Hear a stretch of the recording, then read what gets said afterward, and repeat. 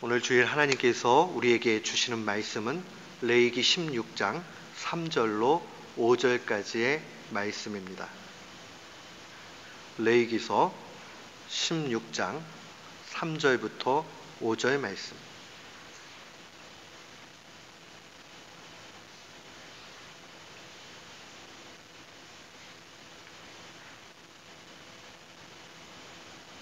우리 같은 마음으로 3절부터 5절 말씀 함께 합독토록 합니다.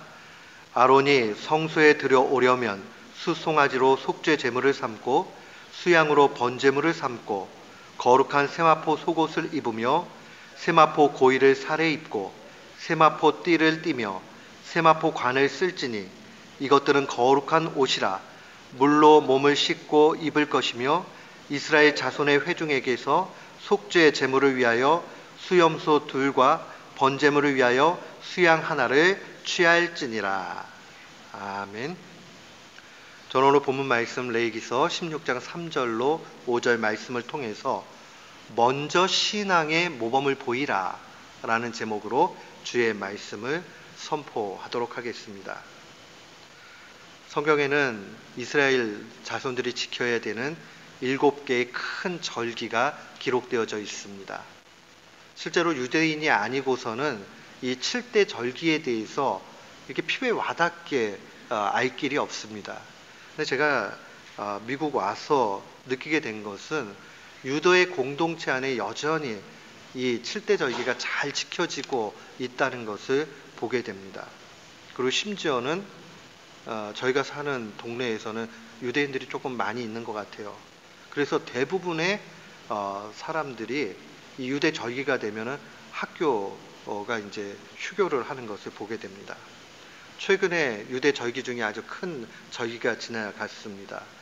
우리 종종 대속죄일이라고 우리가 얘기하고 미국 사람들 원래 히브리 원문 자체로는 욤 키푸르라고 얘기하는, 미국 사람들도 욤 키푸르 이렇게 그냥 얘기하더라고요.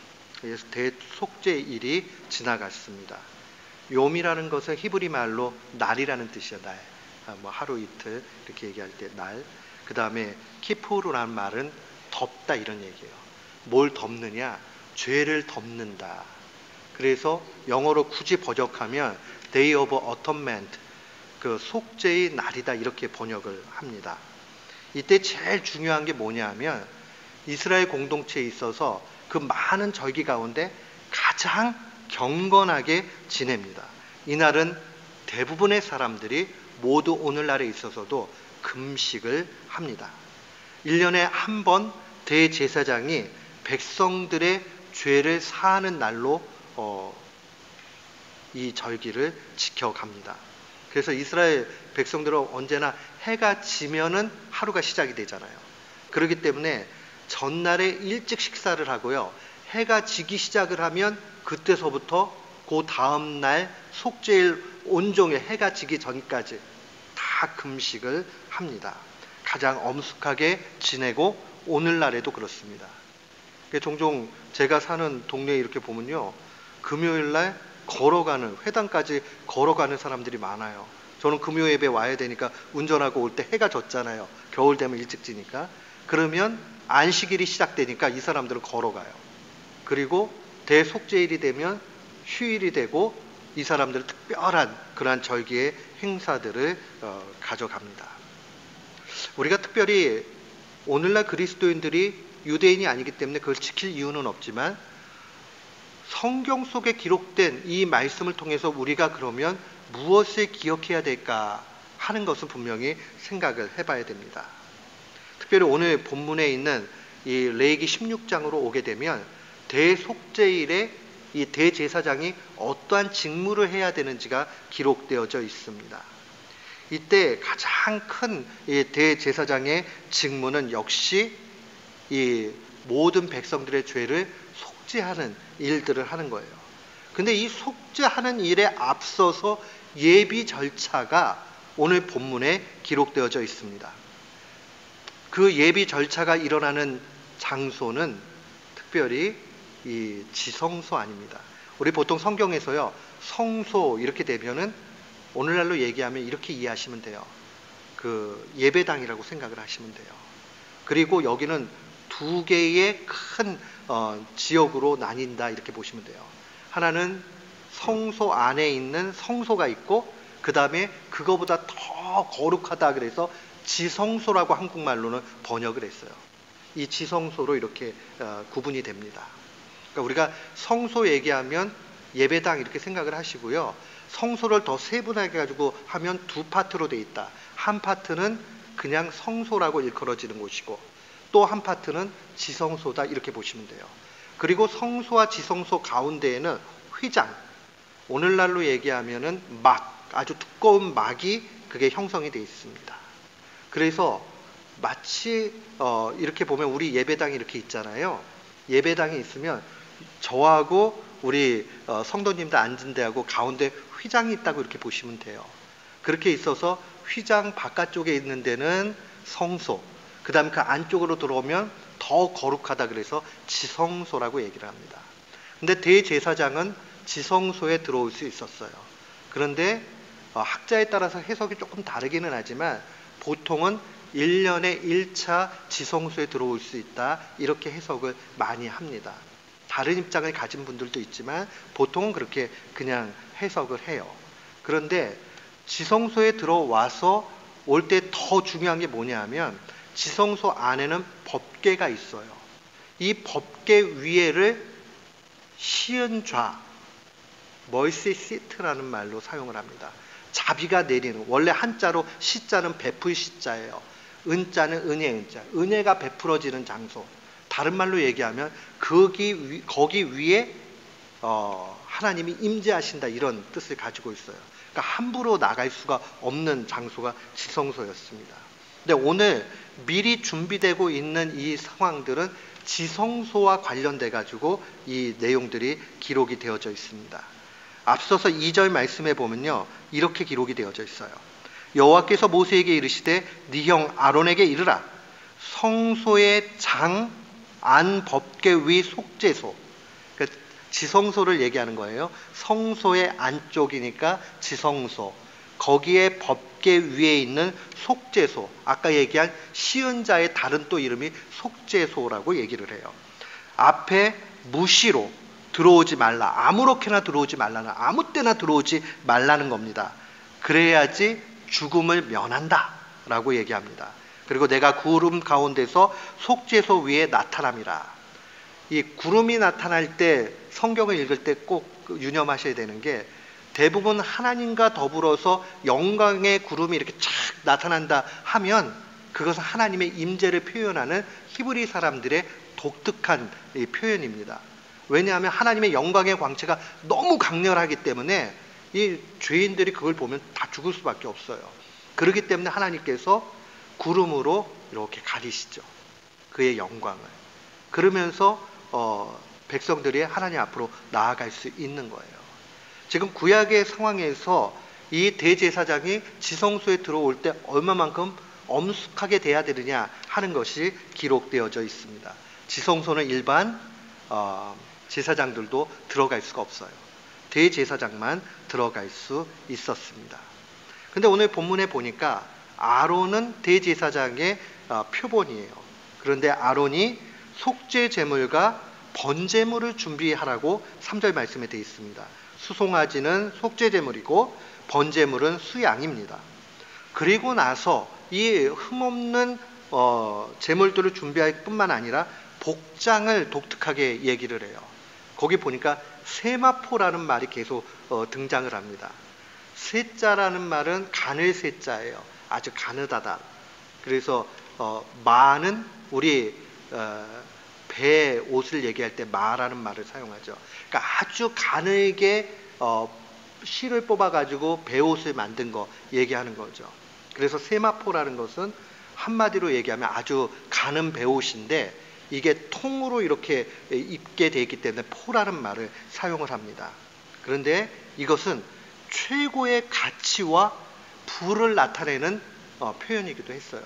그래서 세마포 옷을 입었다라고 얘기를 할 때는 아주 최고의 정성을 깃들인 것을 의미합니다. 또한 이 세마포 옷은 언제나 이스라엘 백성들에게 정결함과 관련이 됐어요. 깨끗한 거. 그래서 우리 간혹 찬송이나 이런 거 보면 우리가 세마포 옷을 입고 흰 옷을 입고 하나님 나라에 들어가는 그런 광경으로 묘사되는 경우가 많고, 장사를 지낼 때도 세마포 옷을 입혀가지고 하잖아요. 그래서 세마포 그러면 우리가 항상 기억을 해야 돼요. 정결한 거, 가장 가치 있는 거, 이걸 준비해가지고 들어가야 된다라고 얘기합니다. 그래서 속옷도 세마포로 하고, 그 다음에 속바지, 고이라고 되어 있는 것은 속바지를 얘기합니다. 속바지도 세마포로 하고, 띠도 세마포로 하고, 관도 세마포로 합니다. 거룩으로 다 자기 몸을 감싸라는 뜻입니다. 그리고 이거 입기 전에 또한 해야 되는 건 뭐냐면 물로 정결하게 다 씻어내야 돼요. 다 그렇게 씻어내고 나서야 비로소 옷을 입고 그 다음에 하나님 앞으로 나아갈 수 있는 거죠. 그러니까 여기 이게 얼마나 정성을 다해서 할까 한번 생각을 해보세요. 그뿐만이 아니죠. 지금 하나님 앞에 잘못 나갔다가는 영광의 광채를 감당하지는 못하고 죽을 수밖에 없어요. 그러니까 하나님 앞에 나가는 이 일들을 특별히 정성을 다해가지고 거룩하게 그렇게 합니다. 이 말씀을 가만 보면 이미 하나님께서 대제사장으로 임명한 하나님의 사람인데도 불구하고 이런 준비들이 돼야 된다는 걸 볼 수 있습니다. 검증되고 임명된 사람이라도 하나님 앞에 설 때에는 언제나 새 마음으로 깨끗하게 해서 서야 된다 하는 것을 볼 수 있습니다. 사랑하는 성도 여러분, 우리는 여기서 한번 오늘날 우리의 상황으로 생각해 봐야 돼요. 제가 2003년도에 목사 안수를 받았습니다. 나는 목사가 되었으니까, 나는 15년 동안 목사 일을 했기 때문에 그 다음에 하나님 앞에 서는 게 아무렇지도 않다라고 하면 잘못된 거예요. 오늘 하나님 앞에 설 때에 대제사장은 이미 임명되고 준비되었지만 더 정결하게 해서 미리 준비하고 하나님 앞에 나아가는 것을 보게 됩니다. 직분이 우리의 신앙을 보증하지 않습니다. 언제나 기억을 하셔야 돼요. 나는 목사라는 타이틀이 있기 때문에 다 되겠지? 라고 하면 안 돼요. 교회 직분자 마찬가지죠. 가정에서는요. 나는 엄마고 나는 아빠고 나는 부모가 되었으니까 라고 그 부모가 된 것으로 모든 것이 다 준비되었고 다 모범적이다 이렇게 얘기할 수 없어요. 언제나 새 마음을 가지고 부모로서의 그 준비를 해 나가야 됩니다. 사회의 지도자가 되었다는 것도 똑같습니다. 사회의 지도자가 되었다는 것은 곧 내가 사회를 이끌어 가는데 나는 이만큼 얻기 때문에 내 타이틀이 어디에 체어펄슨이고 어디에 장이고 하기 때문에 된다 이렇게 얘기할 수 없다는 거예요. 그 타이틀이 중요한 게 아니라 언제나 준비되어져 있어야 한다는 겁니다. 먼저 모범을 보이는 일이 필요합니다. 지금 왜 대제사장이 먼저 이렇게 서야 되느냐? 그것은 다른 것 아니에요. 이스라엘 백성의 죄를 속죄하기 위해서 그 직무를 감당하기 위해서 하나님께서 가장 거룩한 직분으로 세운 대제사장들이 먼저 해야 되는 것은 자기의 죄의 문제들을 놓고 먼저 주님 앞에 해결을 보고 그 다음에 나와야 된다는 겁니다. 이런 정신들은 기본적으로 모든 사회 안에 있는 정신이기도 했습니다. 우리 노블리스 오블리주라는 말 들어보셨죠? 사회 지도층이 되면 더 높은 수준의 도덕성을 요구받고 그래서 당연히 그렇게 해가는 것이 미덕이라고 우리는 다 알고 있습니다. 근데 오늘날 어때요? 특권 계층이 되고 나면 모든 게 다 무시가 되어버리죠. 그리고 막 살아갑니다. 옛날에 민주주의가 발전했던 나라의 정치 지도자들 지금과 같이 그렇게 무시당하고 사람들이 정치인들 말 안 믿고 이러지 않았어요. 죄송한 말씀이지만 사회에 있는 사람들이 성직자들과 기독교인들을 얼마나 존경하는가 우리 한 번쯤 생각해 봐야 돼요. 또 우리 가정에서 자녀들이 우리 자신을 또 부모님들을 얼마나 존경하는가 하는 것을 생각해 봐야 됩니다. 자녀의 도리로서 부모님을 존경해야 되는 것은 당연한 일이에요. 그렇지만 오늘 제가 주의 말씀으로 우리 스스로를 살피기 바라는 것은 우리가 부모로서, 사회의 일꾼으로서, 우리가 교회의 직분자로서 우리는 어떠한가, 이것을 살펴보자는 겁니다. 아니, 나는 아무것도 아니니까. 그것이 아니라 우리가 그리스도인으로 세상 속에서 어떠한 신자로 비춰지느냐 하는 것은 중대차한 문제라는 것을 기억해야 됩니다. 아론이 대제사장의 원형의 모델이었다면, 그렇다면 우리가 또 바라봐야 되는 것은 우리는 그리스도인으로 세상 가운데 어떠한 일꾼들인가 하는 것을 살펴봐야 됩니다. 사랑하는 성도 여러분, 하나님은 대제사장을 먼저 정결케 하는 의식을 통해서 깨끗하게 만들어 가십니다. 이것을 꼭 기억을 해야 돼요. 교육을 하시는 거죠, 하나님이요. 제가 기독교 교육, 이 교육에 대해서 관심이 많으니까 언젠가 한번 테드라는 한 15분 정도 전후로 하는 스피치 하는 그런 프로그램이 있잖아요. 그 테드에서 유명한 사람도 나오고 성공한 사람도 나오고 또 잘 어려움을 극복한 사람들도 나와서 자기 이야기를 15분 동안 합니다. 아주 강력하게 그렇게 해가지고 알려주죠. 거기에 한 사람을 잊을 수가 없어요. 보니까는 이 찰스 리드비터라는 분이었는데, 이분이 빈민촌에 가가지고 슬럼 지구에 가가지고 교육 혁명을 일으킨 사람이에요.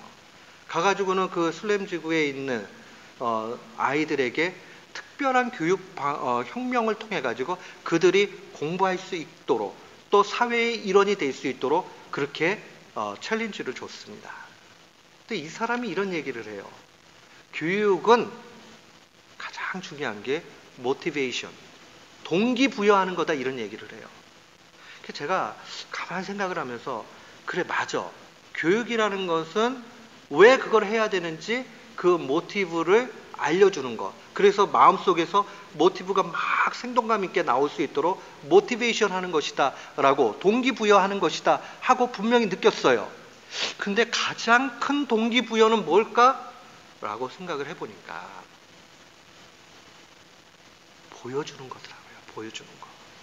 다른 게 아니라 보여주는 게 최고의 동기부여라는 사실을 알았습니다. 신앙생활 하다 보면요, 제가 이제 설교 중에 이런 설교를 해요. 우리 예수 그리스도만 바라봐야 됩니다, 이렇게 얘기를 하면, 뭐 많이 들었던 얘기예요. 그렇죠, 예수님만 바라봐야죠, 이렇게 생각을 해요. 그런데 그런 얘기를 안 하고 누군가가 예수 그리스도만 바라보는 그 삶이 무엇인지 딱 보여주니까 논란의 여지도 없고 재론의 여지도 없고, 야, 예수님을 바라보는 사람은 이렇게 사는 거구나 하고 확실하게 도전을 받더라고요. 그때 깨달은 게 있습니다. 그리스도인이 가장 영향력 끼치면서 가장 좋은 것은 모범을 보여서 나타내는 것이구나 하는 것을 알게 됐습니다. 예수님이 그러한 모습을 그대로 보여주셨습니다. 예수님 공생애를 시작하실 때에 처음에 사역을 공적으로 하실 때 제일 먼저 하신 것은 세례받는 일이셨습니다. 예수님 죄가 없기 때문에 세례 받으실 이유가 전혀 없어요. 그러나 세례를 왜 받아야 되는지, 세례가 무엇을 의미하는지 그 세례에 대해서 친히 모범을 보여주셨습니다. 또 마가복음에 가면 예수님께서 한적한 곳을 찾아서 기도하신 부분들을 분명히 봅니다.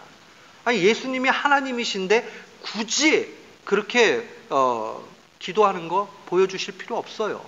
그러나 예수님께서 이 땅 계시면서 하나님을 어떻게 예배해야 되는지, 예수 믿는 사람은 어떻게 살아야 되는지 친히 몸소 다 보여주셨다는 것을 보게 됩니다. 예수님의 모습을 보고 감동받은 사람들이 예수님을 따르는 그런 제자들이 되었습니다. 제자들이 어떻게 살아야 되는지 본을 보이니 무리들이 나타나기 시작을 했습니다. 그리고 그 무리들이 점점 많아지니 사람들이 일컬어서 저 사람들은 그리스도를 따라가는 그리스도인이라 이렇게 일컫게 된 겁니다. 우리 한국의 역사로 보면 한국의 초대 역사, 교회의 역사 가운데 사람들이 비아냥거렸죠. 예수쟁, 예수당. 그러나 그 말은 비아냥거리는 얘기이기도 하지만 한편으로는 그 예수 믿는 사람들은 뭔가 달라. 그들에게 있어서는 거짓말 안 하는 사람이었어요. 그리고 바른 사람이었어요. 오늘날 우리는 어떠죠? 우리가 신앙을 자손들에게 좋은 신학을 만들어 가지고 알려주는 것도 필요하고 또 예배 드리는 거, 아름다운 거 그런 거 다 필요할 수 있겠지요. 그러나 가장 강력한 것은 우리가 이 땅 가운데서 예수 믿는 사람들 어떻게 살아야 되는가 하는 것을 몸소 보여주는 겁니다. 사랑하는 성도 여러분, 우리가 그 모든 일에 사명을 가지고 있다는 것을 놓치지 말아야 됩니다. 나는 가정 안에서 예수 믿는 사람의 모습을 바로 보이고 있는가? 교회 안에서 직분자의 모습을 바로 보이고 있는가? 부활하신 예수님께서 엠마오로 가는 두 제자들과 함께 가시면서 구약 성경 말씀을 해석해 주십니다. 그러면서 요약해서 누가복음 24장 47절로 48절에 이렇게 말씀해 주셨어요. 또 그의 이름으로 죄 사함을 받게 하는 회개가 예루살렘에서 시작하여 모든 족속에게 전파될 것이 기록되었으니 너희는 이 모든 일의 증인이라. 모든 일의 증인이라는 것, 옛날 고대 사회에서나 예수님 당시의 증인은 그냥이 아니에요. 이 증인은 자기 목숨을 담보로 해가지고 어떤 일에 대해서 선서를 하고 증명해내는 사람입니다. 가장 가까운 친구가 이 일을 해줬고 언제나 목숨을 내어놓을 만큼 그렇게 확실한 가운데서 했던 것이 증인의 일입니다. 주님이 우리에게 요구하시는 것은 성경에 보니까 이렇대요 라고 하는 것이 아니라 내가 만난 하나님은 이런 분입니다. 나는 내 인생 가운데 주님이 이렇게 역사하셨습니다. 나와 관련 있는 그 하나님을 보이기 원하십니다. 사랑하는 성도 여러분, 오늘 대제사장을 먼저 이렇게 준비시키시는 하나님의 의도를 기억해야 됩니다. 대제사장인 아론이 먼저 속죄일을 어떻게 준비하고 어떻게 살아야 되는지 하는 것을 먼저 보여줍니다. 가정의 어른이 부모님이죠.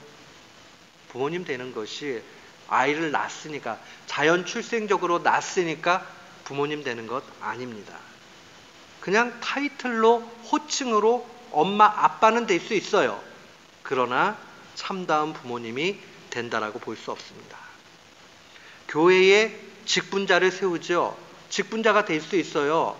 목사와 장로와 권사와 집사와 성도와 다 직분자들 될 수 있어요. 근데 문제는 그 직분에 합당한 그런 삶으로 나아가야 된다는 겁니다. 선거에서 사회 지도자도 될 수 있어요. 그 사람이 하는 일이 그 사람 자체는 아니죠. 타이틀이 있으면 타이틀을 맞춰서 일을 할 수 있어요. 그 일을 한다고 그 사람이 그러한 존재라고 볼 수는 없습니다. 더 쉽게 얘기할까요? 제가 대통령이 됐다고 해보세요. 그래서 대통령 일을 수행하고 사인을 막 해요. 그 일을 한다고 저라는 사람의 존재 자체가 대통령의 존재라고 볼 수는 없지요. 언제나 우리가 기억을 해야 되는 것은 우리가 어떠한 사람인지를 잘 알고 그거에 합당한 행동을 해야 됩니다.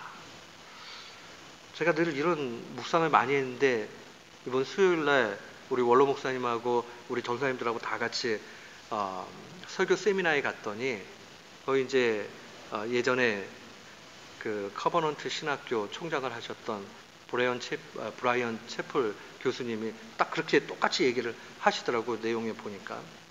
그거 보면서 야, 참 내가 뭘 하느냐 이거보다 더 중요한 것이 내가 어떤 부름을 받고 부름에 합당하게 살고 있는가 하는 것이 중요하다 하는 것을 깨달았습니다. 저는 이제 우리가 한번 깊이 생각해 봤으면 좋겠어요. 우리가 모범된 그리스도인, 정말 하나님 앞에 인정받는 일꾼으로 어떻게 하면 살 수 있을까? 정말 신앙적인 부모, 또 존경받는 신앙인, 남들이 다 인정할 수 있는 신앙적인 지도자, 우리 어떻게 하면 될 수 있을까? 묵상을 하다가 하나님의 말씀 가운데 한 3가지를 좀 찾아봤어요. 첫 번째는요, 우리가 진짜 하나님 앞에 인정받는 그러한 일꾼이 되기 원한다면 내가 쓰임 받고 있는 그 자체를 감사해야 됩니다.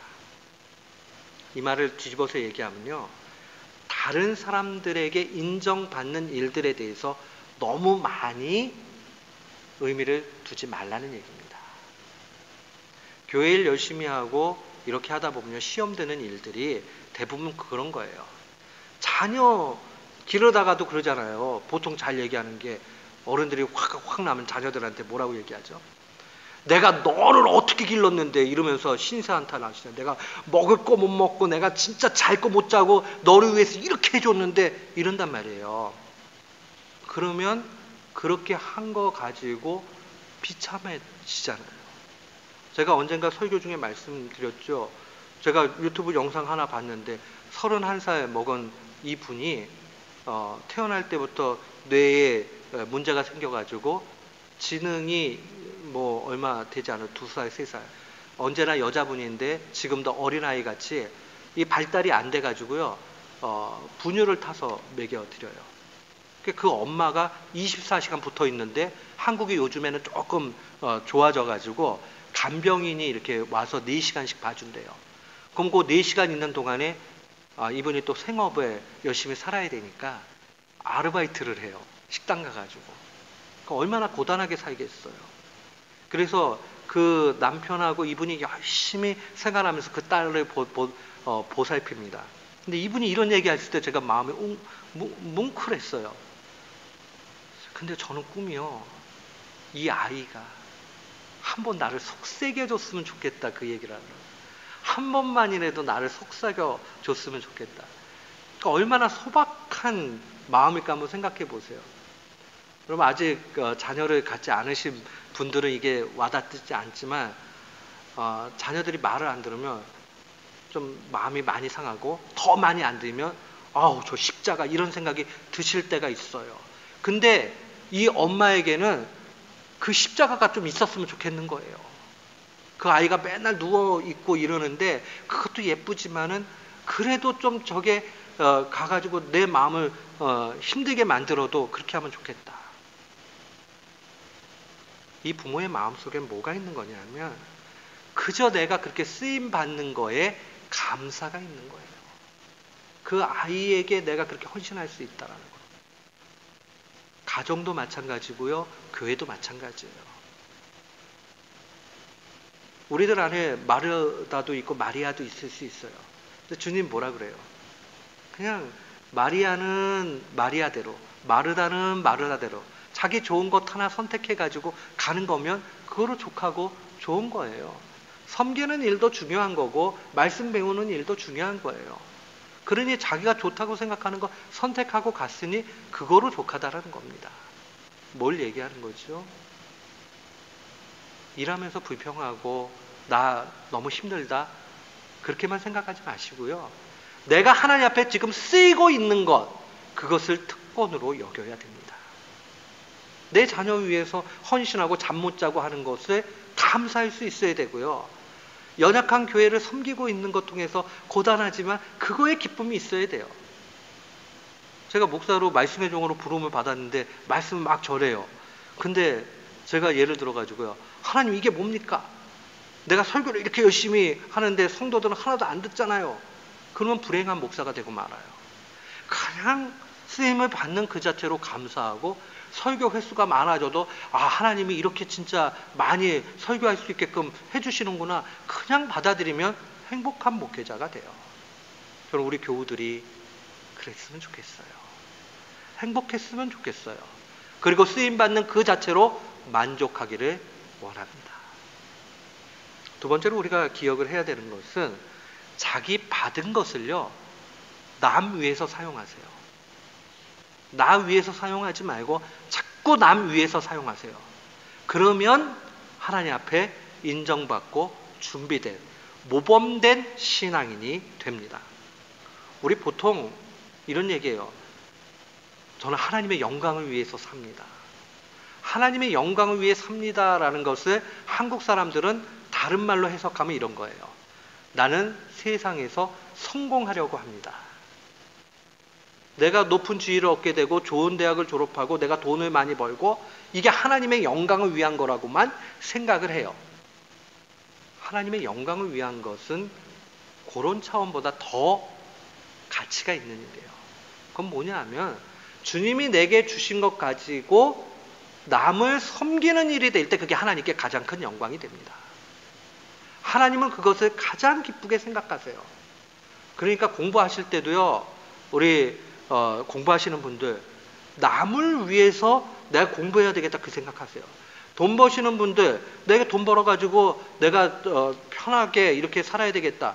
뭐 그것도 약간의 유익은 있을 수 있죠. 그러나 나 이거 가지고 남 섬기려고 한다. 순수한 마음에서 진짜 그 마음에서 그렇게 되기를 원합니다. 남 위해서 하는 거예요. 남 위해서. 그러면 그 마음 가운데 언제나 기쁨이 있게 되고 신앙의 모범의 모습이 돼요. 만약에 그렇게 되지 않으면 자꾸 욕심이 생깁니다. 그래서 하나님 더 좀 안 주나? 나 이게 좀 더 있으면 좋겠는데.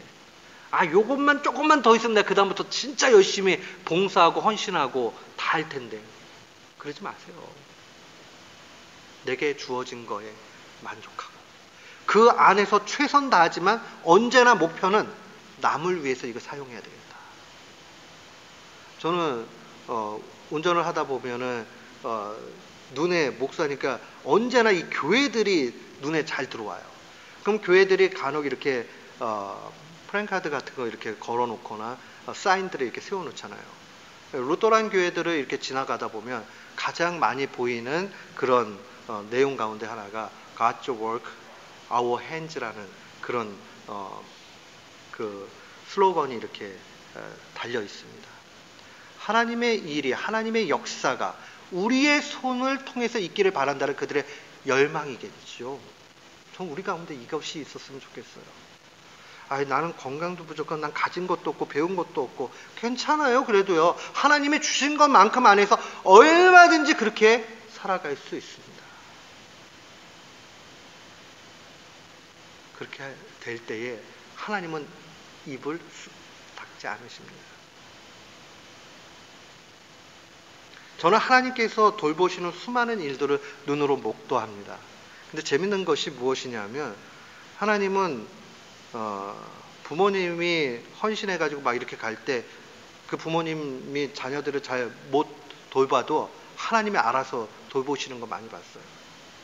뭐 요즘은 목회자들이 그렇게 막 어려울 정도로 막 그런 건 아니지만 제가 신학교 다닐 때에 제 친구들은 그 부모님들이 목회하시면서 많이 힘드셨어요. 지금보다 더 많이 힘드셨어요. 그러면 가만히 이렇게 보면 걔들은 어떻게 살아? 그러면 하나님 먹이시고 입히시더라고요. 하나님이 어떤 방식이든지 하시더라고요. 근데 내가 그거 챙겨가지고 내가 하려고 그러면 잘 돼야 내가 해준 만큼 돼요. 조금 못되면요 오히려 망쳐버려요. 그러니까 하나님 앞에 잘 맡기시면서 남 위해서 살아갈 수 있는 그 믿음이 필요합니다. 마지막으로 우리가 기억을 해야 되는 것은 마지막 하나님 앞에 섰을 때 심판의 기준에 대해서 기억을 해야 돼요. 성경은 언제나 한결같이 마지막 심판의 때를 두 가지로만 얘기합니다. 마태복음 25장 제가 여러 번 설교했어요. 하나님은 얼마만큼 사랑했는가? 이웃을 얼마만큼 사랑했는가? 이것만 기억하세요. 우리 운전하다가 마음의 여유가 있어서 양보만 해도요, 상대방이 쓱 지나가면서 손 한번 들어줘도 마음이 참 기뻐요. 나는 좀 늦게 가는 거잖아요, 2, 3초. 그래도 그 기쁨이 있어요. 하물며 우리가 이 땅 가운데서 이웃들, 연약한 사람들, 남들이 돌보지 않는 사람들, 이 사람들에 대해서 열심을 내어가지고 좋은 하나님의 손이 되어질 때에 하나님이 그거 얼마나 귀하게 여기실까 생각해 보세요. 오늘 저랑 같이 결단했으면 좋겠어요. 저는요, 이제는 하나님의 그 거룩한 손에 투자하기로 했어요. 저랑 같이 투자하셨으면 좋겠어요. 그러니까 나 위해 열심히 사는 것도 조금 유익은 있지만요, 그거보다 남을 위해서 더 열심히 사는 것. 하나님께서 마지막에 물으실 것은, 야, 너 이 땅 살아가면서 나 얼마만큼 사랑했냐? 근데 나 얼마만큼 사랑했냐? 이 얘기는 마태복음 25장 내용들만 보면 우리가 이웃을 사랑한 것과 분리되지 않습니다. 내가 주님을 언제 돌봐드렸습니까? 의인이 얘기하니까. 작은 소자에게 한 것이 곧 내게 한 것이다 라고 말씀하셨어요. 그러니 우리가 이렇게 살아가는 건 얼마나 좋습니까? 저는 우리 피스메이커 교인들, 교우들이 자랑스러워요. 그리고 제가 어떠한 큰 교회를 목회하는 것보다 훨씬 더 보람있고 아름답고 마음에 기쁨이 있습니다. 그냥 하는 얘기 아니에요. 진짜로 하는 얘기예요. 그래서 예배당 오는 게 즐겁고 목회하는 게 재밌어요. 그 다음에 하나님이 어떻게 여시려고 그러지? 라고 기대도 돼요. 만약 주님께서요, 저한테 야, 너 목회한 거 몇 명 목회했냐? 이렇게 물어보면 저는 할 얘기가 없고 쓱 어깨가 내려가면서 뭔가 얼굴을 못 들겠지요. 근데 주님 그렇게 안 물어보실 거예요. 저는 잘 알아요. 이건 확실해요. 너 나를 얼마만큼 사랑했지? 너 이웃 얼마만큼 사랑했어? 꼭 그거 물어보실 거예요. 문제를 알면 그 다음에 시험이 얼마나 쉬워요. 우리가 그거 가지고 구원함에 들어가는 것은 아니지만 예수 그리스도로 말미암아 구원함에 들어간 사람이라면 이미 우리가 그렇게 주님의 자녀로 인침을 받았다면 우리는 그 수준에 맞춰서 살아가야 되지 않겠습니까? 사랑하는 성도 여러분, 오늘 우리 작정합시다. 그리고 마지막 날 물으실 그 시험만을 생각합시다. 그러면 우리가 먼저 신앙의 모범을 보였던 대제사장 아론의 그 모습을 또 바라보면서 가는 아름다운 성도가 되는 겁니다. 그러면 우리의 모습을 보고 도전받는 수많은 사람들이 또 주 예수 그리스도를 믿게 될 것이요, 우리의 가정에 평안함이 올 것이요, 그걸 통해서 많은 사람들이 위로와 평강을 얻게 될 거예요. 예수 믿는 사람 다르다. 우리 이거 실패했으니 그저 한국교회가 지금 자꾸 이렇게 쪼그라드는 것 아니겠어요? 그러나 지금 우리가 정신 차리고 피스메이커 교회들이 정신 차리고 그렇게 가면 그럼 그 다음에 소망이 있어요. 저는 우리 교우들이 그렇게 되기를 주의 이름으로 축원합니다. 아멘.